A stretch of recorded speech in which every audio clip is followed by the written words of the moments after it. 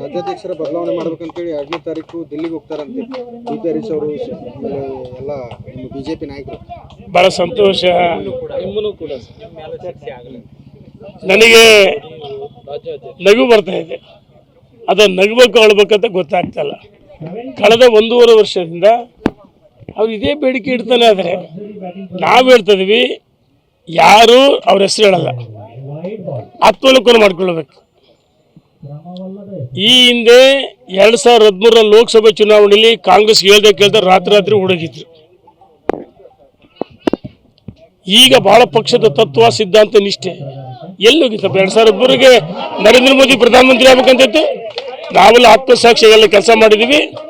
ನೋಡಿ, ನಾವು ಯಾಕೆ ಮಾತಾಡ್ತಲ್ಲ ಅಂದರೆ, ನಮ್ಮ ಕೇಂದ್ರದ ಸಚಿವರಾದಂಥ ಪ್ರಹ್ಲಾದ್ ಜೋಶಿ ಅವರು, ಮಾಜಿ ಮುಖ್ಯಮಂತ್ರಿ ಇವರು ಸದಾನಂದ ಗೌಡರು, ನಮ್ಮ ರಾಜ್ಯದ ಅಧ್ಯಕ್ಷ ವಿಜೇಂದ್ರ ಅವರು, ಯಡಿಯೂರಪ್ಪನವರು, ಪಕ್ಷದ ರಾಷ್ಟ್ರೀಯ ಮತ್ತು ರಾಜ್ಯದ ನಾಯಕರು ನಮಗೆ ಸೂಚನೆ ಕೊಟ್ಟಿದ್ದಾರೆ. ಹಾಗಾಗಿ ನಾವು ಮಾತಾಡ್ತಲ್ಲ ನಮ್ಮ ದೌರ್ಬಲ್ಯ ಅಂತ ತಿಳ್ಕೊಬೇಡ್ರಿ. ನಾವು ಹೇಳ್ತಿದ್ದೀವಿ, ರಾಜ್ಯದ ಅಧ್ಯಕ್ಷರಿರ್ಬೋದು, ಜಿಲ್ಲಾಧ್ಯಕ್ಷ ಬದಲಾವಣೆ ಮಾಡೋಕ್ಕೆ ಸಾಧ್ಯವೇ ಇಲ್ಲ. ಜಿಲ್ಲೆಯಲ್ಲಿ ಜಿಲ್ಲಾಧ್ಯಕ್ಷರು ಭಾಳ ಒಳ್ಳೆ ಕೆಲಸ ಮಾಡ್ತಾರೆ ಸಂಘಟನಾತ್ಮಕವಾಗಿ. ರಾಜ್ಯದ ಅಧ್ಯಕ್ಷ ವಿಜೇಂದ್ರ ಆದಮೇಲೆ ಪಕ್ಷಕ್ಕೊಂದು ಹೊಸ ಉರುಪು ಬಂದಿದೆ. ಯಡಿಯೂರಪ್ಪನವ್ರು ಯಾವ ರೀತಿ ಹೋರಾಟ ಮನೋಭಾವನೆ ಇತ್ತು ರೈತರ ಪರವಾಗಿ, ಅದೇ ದೃಷ್ಟಿಯಲ್ಲಿ ಯಡಿಯೂರಪ್ಪನವ್ರು ಯಾವ ರೀತಿ ನೋಡ್ತಾ ಇದ್ರು, ರಾಜ್ಯದ ಜನ, ಯುವಕರು, ರೈತ ಬಂಧುಗಳು, ಎಲ್ಲ ವರ್ಗದವರು ಒಪ್ಪಿದಂಥ ಒಬ್ಬ ಯುವಕನ ನಮ್ಮ ರಾಷ್ಟ್ರೀಯ ನಾಯಕರು ಮಾಡಿದ್ದಾರೆ. ನರೇಂದ್ರ ಮೋದಿ, ಅಮಿತ್ ಶಾ, ನಡ್ಡಾ, ಸಂತೋಷಿ.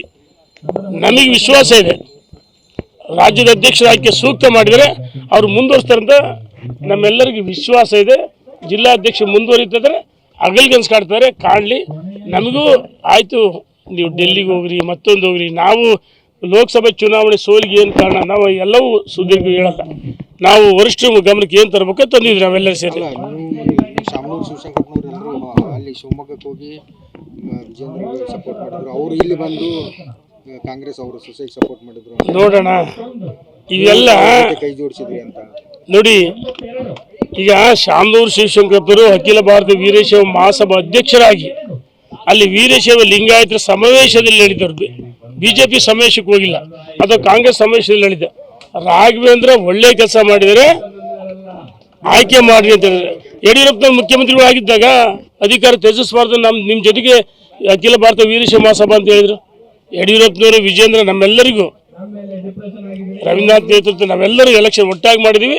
ನಾವು ಯಾವುದೇ ಒಳ ಒಪ್ಪಂದ ಮಾಡಿಕೊಂಡಿಲ್ಲ. ನಮ್ಮ ಉದ್ದೇಶ ಪಕ್ಷ ಮುಂಬರುವ 2028 ಚುನಾವಣೆಯಲ್ಲಿ ಭಾರತೀಯ ಜನತಾ ಪಾರ್ಟಿ ವಿಜೇಂದ್ರ ನೇತೃತ್ವದಲ್ಲಿ ಅಧಿಕಾರಕ್ಕೆ ಬರಬೇಕು. ಅದು ನಮ್ಮ ಕನಸು, ನಮ್ಮ ಗುರಿ. ನಾವು ಕೆಲಸ ಮಾಡ್ತೀವಿ.